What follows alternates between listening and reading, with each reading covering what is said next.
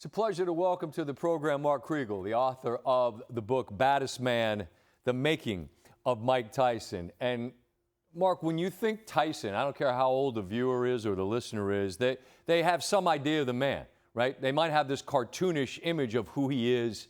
But what I believe you've set out to do is to make human, to make three-dimensional this person, not excuse, but to explain, to provide context on how he was made to be what he became. How important was that? And maybe the better question is, how challenging is it to make human this man that has this mythology that surrounds him? Oh, publisher, I owed the publisher money. And he says, well, would you consider Tyson? My first response is like, no way in hell. I'm not going back to the 90s. I'm not revisiting who I was, what I wrote, certainly not who he was. And I started thinking about it, no writer wants to give back money.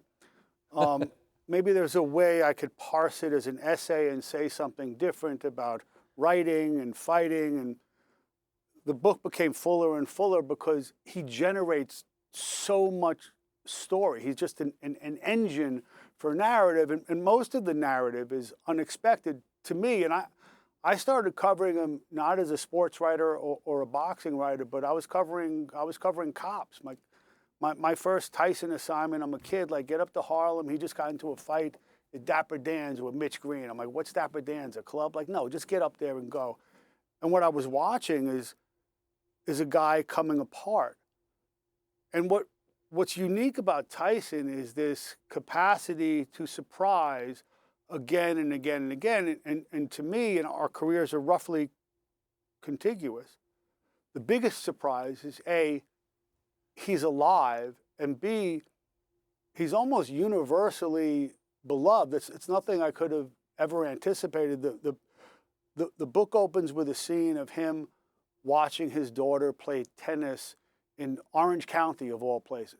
And, no distorted thought, nothing I could have ever done would have enabled me, or I think anyone else of my generation, to imagine this is how it turns out for Mike Tyson. Like, there's no way in hell. Right, and I had intended to talk about this at the end, but it's better to ask it now, Mark.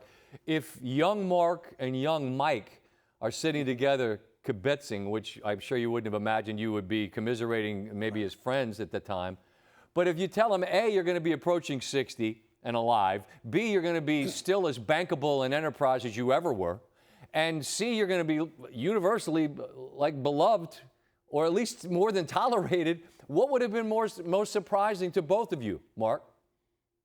That he was alive. That he was alive. I think that, his doom was a lock. And it didn't matter if you were a hater like me, and I probably wrote like more bad stuff about Tyson through the 90s when I had a column than like maybe anybody else. Or, one of his acolytes, the one thing everyone could agree, including Tyson, was he wasn't long for the world. And I remember sitting down with him in 2012 after his one-man show in Preview. I saw it in Vegas, and it wasn't polished yet. But I'm watching this thing, and I'm remembering all this stuff, and I'm holding back tears.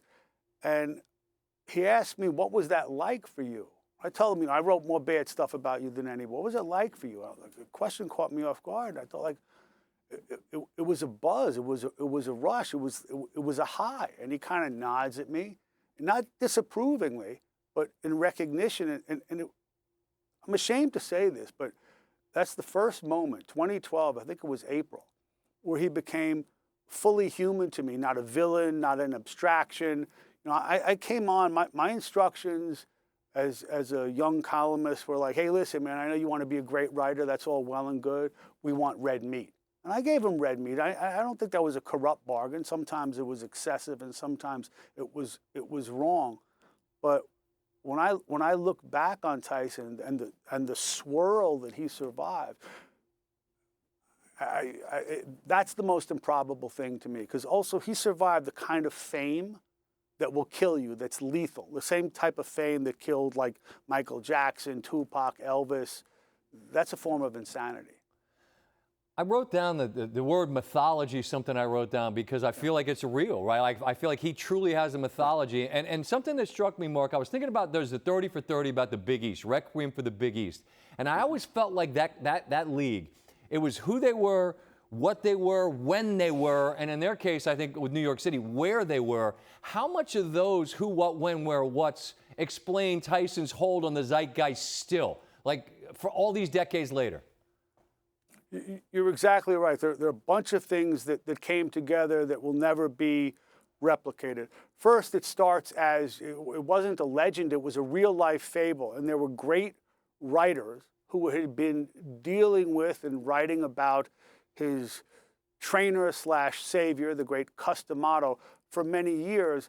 So when Cus pulls him out of juvenile lockup, you already have what's an absolutely irresistible story about Cus and the kid. Now, it lacked nuance, and some of it wasn't exactly truthful, but you had this story of mutual redemption, young kid, 13 years old, right out of lockup, and the old trainer who wanted to be redeemed. Now, I mean, I have a little different take on that now, and Tyson pushed back on it when we spoke. I said, listen, he wasn't just asking you to be a champion or to turn you pro or to put you in the Golden Gloves or get you out of detention. He was asking you, make me live forever, make me immortal. And this story is as much about the trainer's egos as the fighter's ego. Tyson turns back and says, well, didn't I? As long as people know my name, they will know Cus D'Amato. That's the first component, this irresistible story of the old man and the kid at the core of it. The second was the quality of his knockouts. They were so devastating that they just played on a loop, and the way that they used the local sports anchors at the time. They would send tapes. So like, you're jammed up, you got nothing to play. Hey, Sally and Joe, we got this kid who's knocking everyone out tonight. Boom, they play that.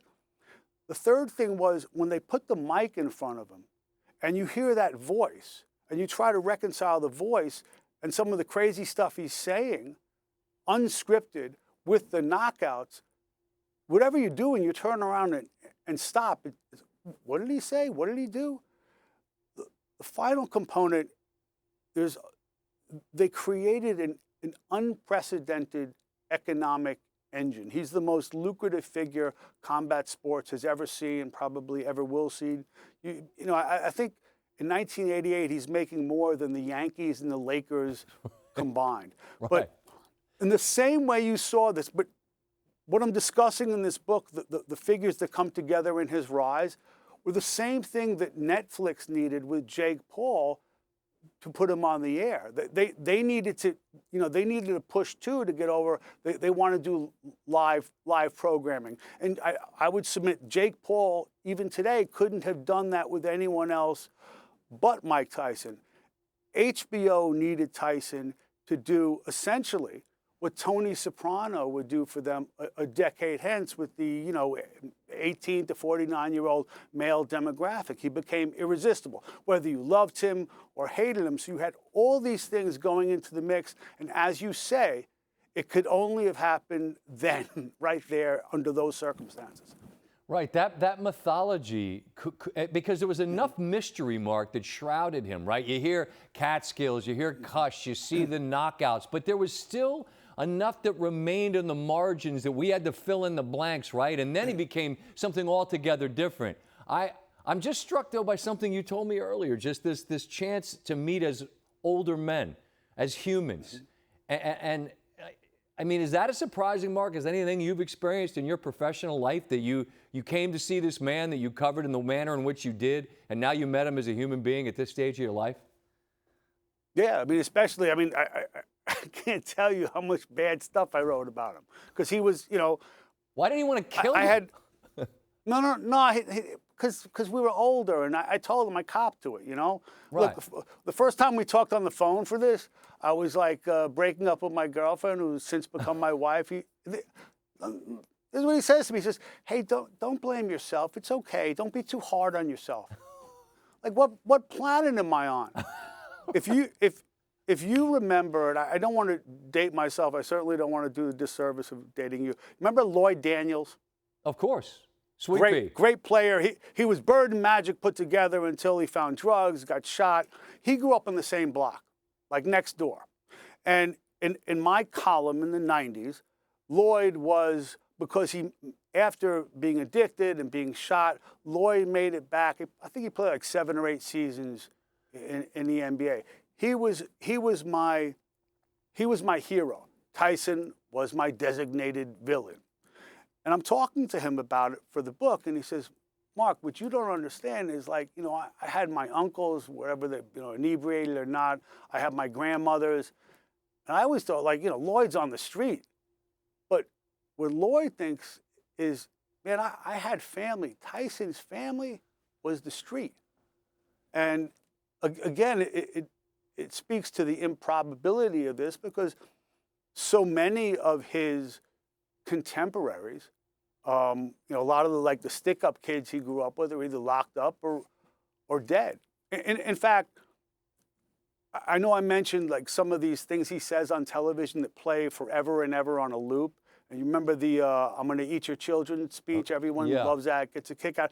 What was really going on there was that in the lead up to that fight, he had lost a dear friend who he had been, you know, he'd been locked up with as a kid in Spofford, the notorious detention center in the Bronx.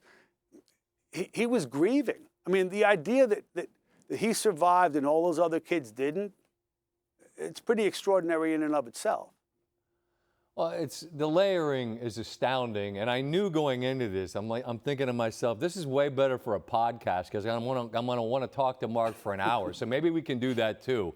But I would just direct folks to read the book. He's a fascinating character, and there was a gentleman that used to do radio, a legend, the late great Paul Harvey, who used to say, and now you know the rest of the story. I believe what Mark's book, Baddest Man, will do is help tell you parts of this story that you never knew existed, Mark. I appreciate your candor here, and as always, just the conversation. You're a treat, and you're great at what you do, man. Thank you for taking a minute to visit with us about your book. Thank you so much, Scott.